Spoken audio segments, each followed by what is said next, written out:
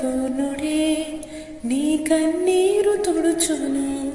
సియోను దేవుడే నిన్ను సిగ్గుపడనీయుడు. కనికర పూర్ణుడే నీ కన్నీరు తుడుచును.